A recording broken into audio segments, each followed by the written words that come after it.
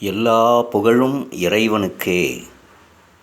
இயற்கை என்கின்ற இறைவனுக்கே. டிகேஎஸ்னுடைய ஆர்கானிக் சமையல் அறையில் இருக்கக்கூடிய ஒரு துளியும் நஞ்சில்லாத காய்கறிகள் மற்றும் பழங்கள் ட்ராலி. இது 1 வீக்கு உண்டான ப்ரோக்ராம். ஸோ ஒரு வீக்கு, அதாவது ஒரு வாரத்துக்கு தேவையான நஞ்சில்லாத காய்கறிகளை, நஞ்சில்லாத பழங்களை வாரத்துக்கு ஒரு முறை செவ்வாய்க்கிழமை, வியாழக்கிழமை மற்றும்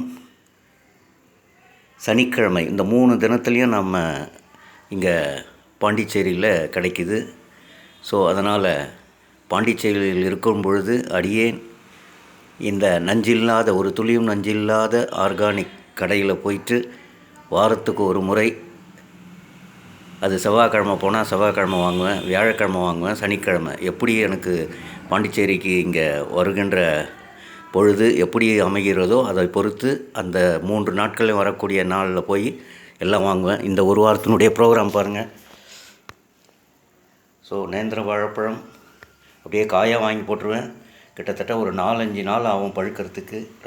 ரஸ்தாளி வாழைப்பழம் இது அருமையான, போன வாரம் வாங்கினேன். அப்படி சப்போட்டா அவ்வளவு சுவையுள்ள சப்போட்டாவாக இருக்குது.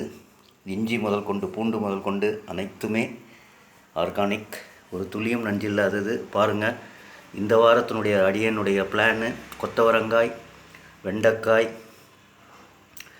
அப்படியே பார்த்திங்கன்னா புடலங்காய், அது இதில் ஒவ்வொன்று. ஸோ வாழைக்காய், அப்புறமா பீட்ரூட்.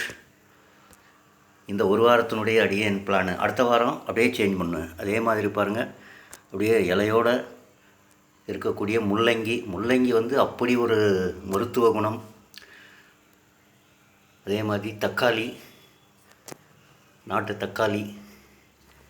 அதே மாதிரி பாருங்கள் ஆனியன், எல்லாமே ஆர்கானிக்.